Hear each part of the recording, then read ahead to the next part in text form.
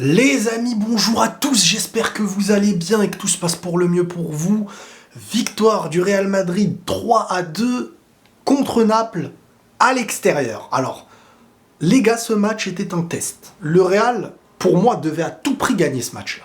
Vraiment pour se rassurer, pour rassurer les supporters et pour faire comprendre aussi, parce que moi, mon analyse, elle était quoi? Elle était laquelle? Mon analyse, c'était... Le Real, en pré-saison, s'est fait fumer par Barcelone. Le Real, dans la saison, s'est fait battre par l'Atlético. Et là, c'était un deuxième, je ne vais pas dire troisième test, mais un classico reste un classico, tu vois. La manière de le jouer reste la même manière, mais je vais dire c'était un vrai deuxième test officiel dans cette saison, Ligue des Champions, le Napoli, à l'extérieur. Alors, on l'a pu le voir sur le match, Naples qui a très bien joué aussi. Naples a très bien joué, Naples a pu déstabiliser à certains moments le Real et tout. Il y a beaucoup de faits de jeu qui me dérangent. Les commentateurs me dérangent. Je vais revenir sur plein de choses. Donc comme je vous dis, le Real vraiment arrive à gagner à Naples avec un but de Vinicius, un but de Bellingham, un sacré but de Bellingham et un sacré but de Valverde. On va aller dans l'ordre des choses. Le Real encaisse sur une tête en deux temps, avec une sortie ratée de Kepa. Kepa, c'est flippant. Kepa, ça...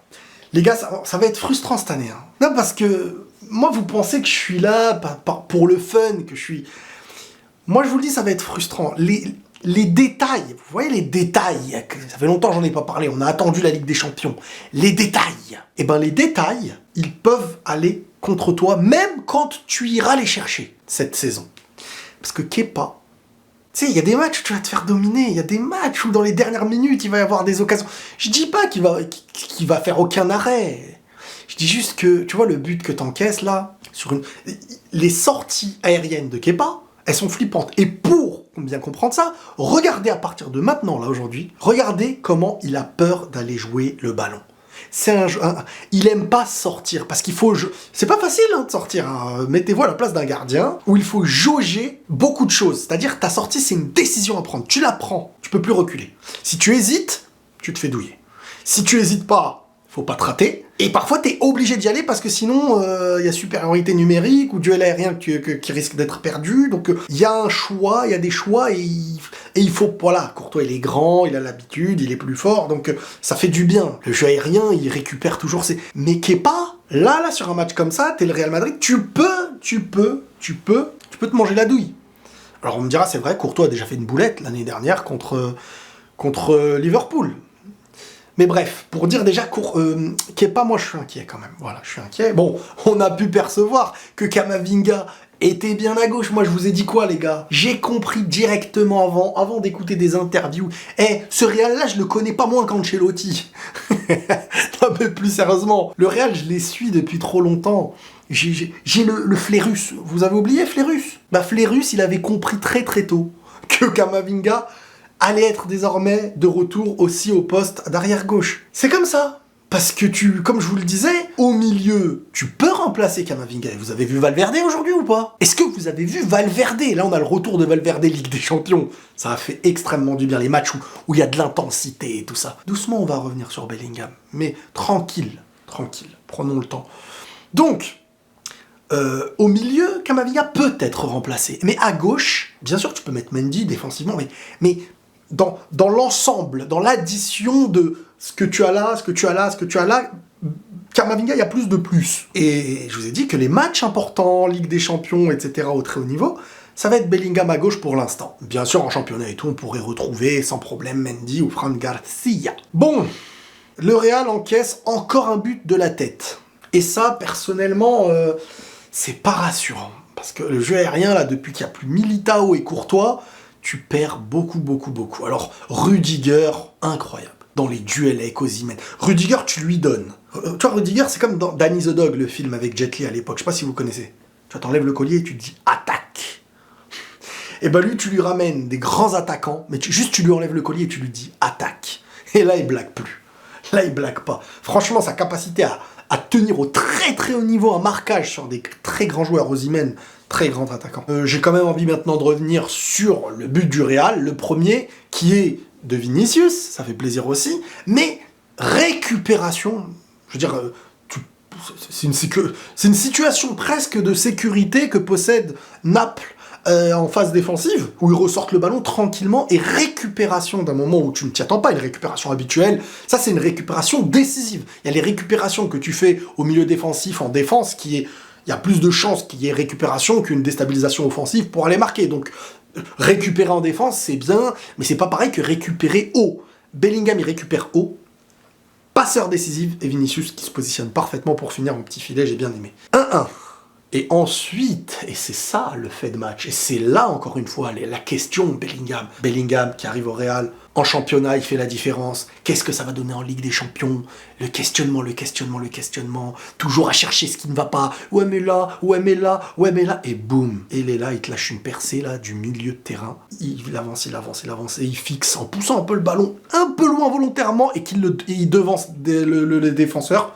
Je crois qu'il passe même entre les jambes, et après, le gardien ne peut rien faire, placé. Ça, c'est une action qui n'est pas basée que sur une conduite de balle. Une action comme celle-ci, c'est athlétiquement, mais surtout, c'est imprévisible, parce que le gars est puissant, grand, physique, et quand il est lancé, hein, il est lenti, hein, pour ceux qui comprendront par rapport à FIFA, quand il est lancé, voilà, c'est un faux lent Bellingham, c'est-à-dire que quand il a le ballon à l'arrêt, il n'a pas le déclenchement de vitesse hyper rapide, mais quand il a lancé le physique qui suit sa course, là, voilà, en plus il peut jouer en opposition, donc tu risques de faire la faute. Anguissa derrière lui, qui pouvait plus, parce que ça y est, le corps était devant, donc si tu le touches c'était faute, carton. Et après en 1 contre 1, c'est le gars, il devance très souvent parce qu'il est quand même à l'aise techniquement. C'est pas la technique des plus fines, mais c'est une technique où tu additionnes le physique, la puissance et quand même hein, l'impact en avançant vers l'avant.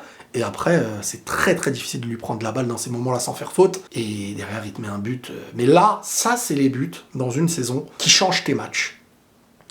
Et remarquez, hein, depuis le début même de la pré-saison, Bellingham, les types de buts, comment ils sont différents. Qui viennent à montrer le complet du joueur, quoi. Le joueur est tellement complet. Récupération, passe décisive. Il a mis des têtes. Il a mis des têtes en passe décisive. Il a mis un piqué contre Onana pré-saison. Il a mis un but tir instantané avec le rebond là, en championnat. Là, il fait une percée, il élimine plus plat du pied. Il a mis des tapines qu'un numéro 9 de mai quand il traîne dans la zone. Il est hyper fort, complet. Et je vous ai dit, on va faire une collecte bientôt. On va faire une collecte. Je vais ouvrir un truc.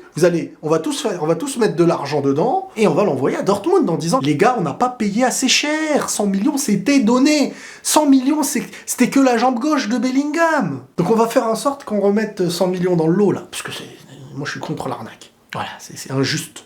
Il mérite plus. Il mérite plus, Dortmund. Le joueur ça y est, là, t'as un avenir, il a 20 ans, il porte en Ligue des Champions, il porte en championnat.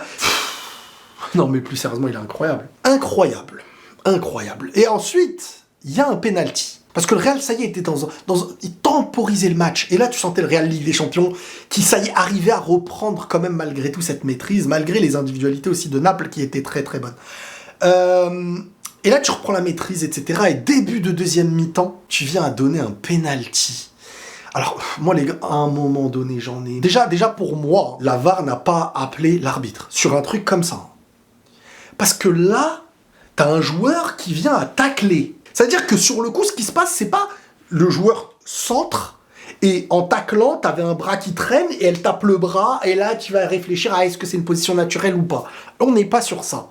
On est sur un gars qui tacle avec ses jambes en visant le ballon. Donc le gars centre, ça touche sa jambe, et après en touchant sa jambe, ça fait tac sur la jambe, et après ça tape mais à une vitesse, tu vois, c'est pas comme si ça allait là-bas, c'est genre vraiment en montant, quoi, le ballon c'est en montant qui touche, donc tu sens que là, il n'y a pas réellement danger derrière, parce que le ballon n'est pas amené à centrer, ou le ballon n'est pas amené à tout ça, donc là voilà, t'as réussi ton interception, à partir du moment où tu l'as réussi avec le pied, peu importe ce qu'elle touche derrière en fait, sinon on est en train de me dire qu'il faut anticiper maintenant même les contres. Avant il y avait une phase où on me disait, quand c'est sur même pas 1 mètre, on n'a pas le temps d'enlever le bras, donc ça compte pas. Là on est en train de me dire maintenant, même quand elle est contrée, tu dois anticiper. Donc, c'est même plus que tu dois avoir une position, là. C'est que même quand, je sais pas, t'es comme ça, là. t'es comme ça. Tu mets ton pied, elle va taper ton pied. Enfin là, je mets mon pied pour de vrai, mais vous le voyez même pas, je suis bête. Mais en gros, tu mets ton pied, ça c'est ton pied, elle va taper ton pied. Donc toi, tu viens juste intercepter, ta main, elle est comme ça au-dessus, là, tu veux juste mettre le pied. Elle tape ton pied, elle va remonter en touchant ta main à une vitesse monumentale, parce que c'est un contre. Et là, tu peux donner un penalty. Mais imaginez un penalty comme ça en finale de Ligue des Champions, ou en finale de Coupe du Monde. C'est honteux, un penalty comme ça. Franchement, pour moi, c'est... Tu me dis, le ballon, on le centre directement, le ballon va là-bas. Et il y a quelque chose qui l'empêche comme une main, on discute, position naturelle ou pas, est-ce qu'il a le temps de l'enlever ou pas. Mais là, le débat, c'est pas ça. Et moi, ça me rend fou, en fait. Parce que ça peut tuer des matchs. Et donc, bien entendu, après, tu redonnes confiance à comment ça s'appelle, au Napoli, à Naples. Tu redonnes de la confiance à Naples, de l'inspiration, et après, c'est dur. Et le Real, 2 fois de suite, revient, une fois en revenant au score, en menant au score, une fois après l'égalisation.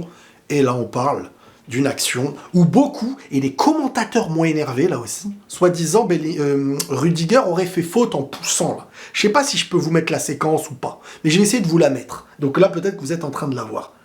Donc là, vous allez me dire que le cinéma des commentateurs là, il a eu lieu sur cette action là.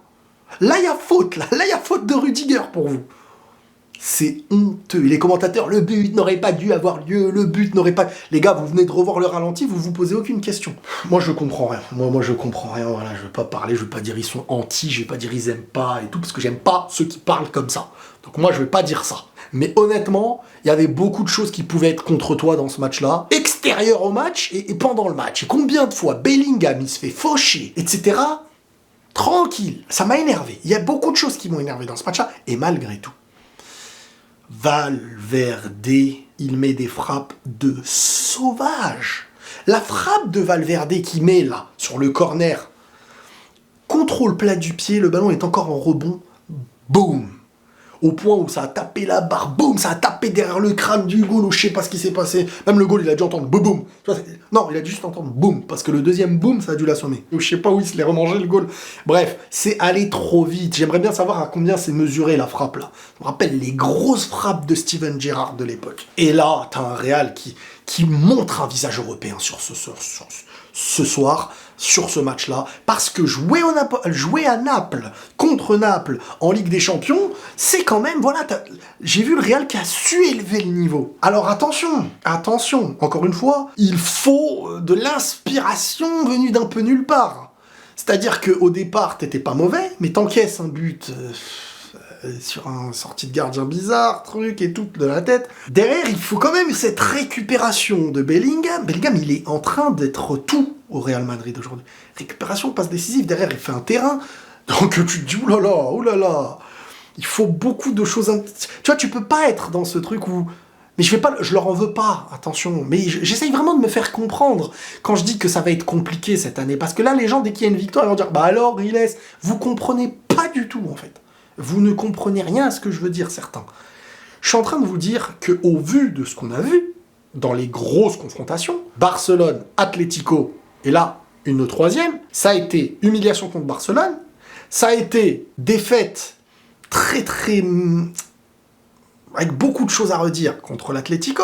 Donc là, c'était un troisième test. En plus, t'as pas réellement de numéro 9, donc tu comptes sur ton collectif et parfois un peu de magie venue de nulle part. Pas sur l'équilibre parfait. T'as pas le gardien, t'as plus Courtois. Donc il faudrait un match où Kepa, ou alors que l'équipe adverse, je sais pas, on va prendre City ou le Bayern, tu les affrontes. Il faut que, ou même le Barça, il va falloir que tu sois meilleur sur le terrain, mais que derrière, défensivement, t'as un gardien qui t'empêche tout ça, et qu'en plus, devant, il n'y a pas un réel numéro 9, mais des individualités, comme Bellingham, Vinicius. Donc, tu sais pas trop, et puis à droite, t'as Carvajal, tu sais pas quand il va se reblesser, parce que chaque jour t'apprends, tu doutes sur les blessures. À gauche, heureusement que maintenant, Camavinga redevient un élément Ligue des Champions possible, mais ceux qui ne comprennent pas le doute que je peux avoir cette année, c'est qu'en fait, le Real, oui, s'en sort bien. Mais c'est jamais prévisible. C'est ça que je veux dire. Il y a des clubs où City, c'est prévisible, comment ça va jouer. Barcelone, c'est prévisible, comment ça va jouer. City, c'est prévisible, comment ça va jouer. Paris, c'est prévisible, comment... Le Real, est-ce que c'est prévisible? Tu sais pas comment ils vont jouer. Tu sais pas si c'est Bellingham qui va mettre une tête et qui va sauver le Real. Tu sais pas si Vinicius va faire un terrain. Mais tu peux pas te dire, il y aura construction. Et logiquement... Enfin, moi, c'est ça que je veux dire. C'est que je doute quand même... Mais là, je suis très content. Et cette victoire, elle fait grave du bien. Parce que là, tu fais 2 victoires, une dans les dernières minutes, une à Naples, et cette victoire-là, on pourra rien lui redire, parce qu'elle est à Naples, en plus, t'as eu des choses contre toi un petit peu selon moi, et tu t'en es bien sorti. Donc là, t'as montré un visage très très sérieux. Et franchement, chapeau sur ce match-là. Et petite dédicace à Lens, qui a battu Arsenal. Chapeau, les gars. Bravo. Bref, Bellingham, pour moi, encore homme du match. Vinicius, ça va, on le retrouve un petit peu, mais tu sens quand même que, voilà, c'est vrai, il manque ce numéro 9, je trouve. Même si, voilà, des fois, tu t'arrives à t'en sortir quand même malgré tout, parce que t'as une vraie équipe. T'as une vraie équipe, et elle fait du bien. Valverde, incroyable. Hein. Valverde, incroyable. Les gars, honnêtement, les gars, entre nous, que vous soyez supporter du Barça ou autre, à un moment donné, les gars, le foot met devant nos yeux des choses qui nous empêchent de s'attaquer à certains joueurs. Bellingham, les gars, le début de saison qu'il fait avec le Real, mais comment certains peuvent arriver et essayer de vouloir trouver quelque chose qui ne va pas avec ce joueur? C'est illégal, footballistiquement.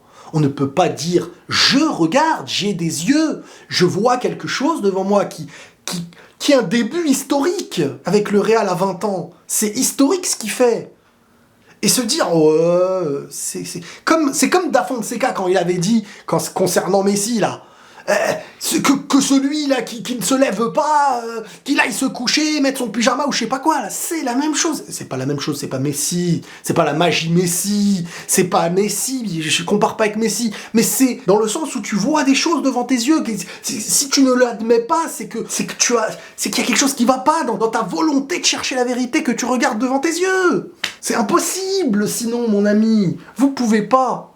C'est interdit. Normalement, là, tu te lèves et t'applaudis. Je l'aime pas, j'aime pas le Real, mais franchement, chapeau ce qu'il fait, le gars. 20 ans, il porte le club. Championnat en Ligue des Champions. Et c'est pas n'importe comment. Bravo. Bravo, les gars. Prenez tous soin de vous et la paix sur vous.